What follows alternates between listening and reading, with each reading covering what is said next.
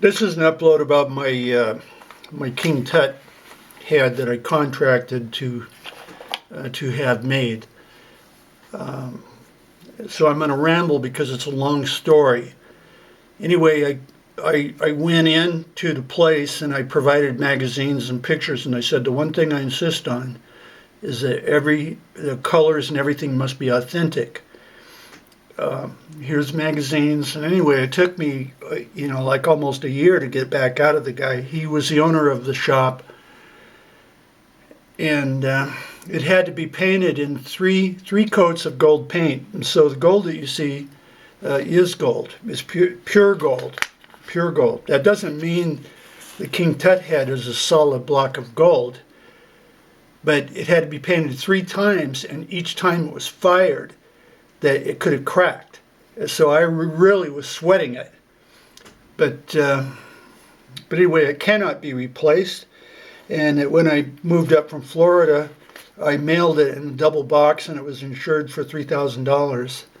And I even tried to have it appraised, and the appraiser said there's no way you can put a value on it because nobody's going to make that. It can't be reproduced. So anyway, that's it. So let me go through some pictures of it.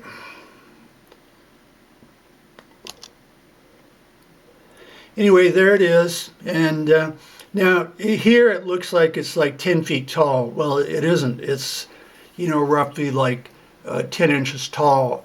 In other words, it's approximately the size of actual human face. That's the best way to put it. But I insisted on the correct colors and everything be perfect, and I felt guilty because I kept going back, and the guy said, well, you did pay in advance, and anyway, he honored it, and after a long time, I did get it back. But the way they do it is this gold, and that is 24 karat gold. That there's vials of gold fleck. There's little gold flecks in the paint.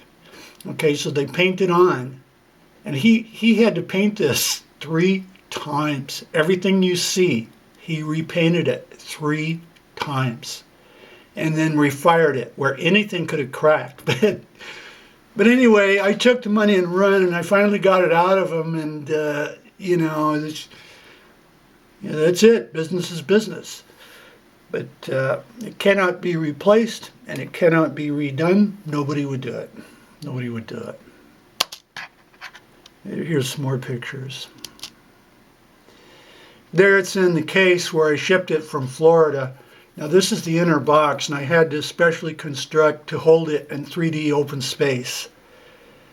That these here can't be broken off. And so I constructed this meticulously. This is the inner box, okay, not the outer box.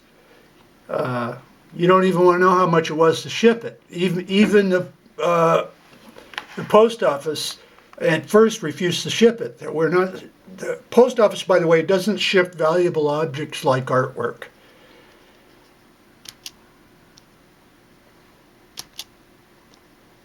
But there it is. It's quite impressive. Quite impressive, and all the relatives are fighting over.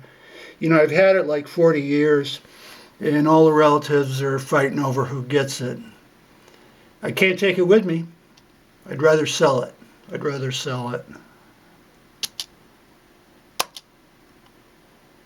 Just a view down into the box. Just a view of the inner box. And this is how it sits at this time. It's in the inner box. It's sitting right here, just like this. Just as you see it. Another view of it. Now remember, don't picture this as like it's 10 feet tall. It's not.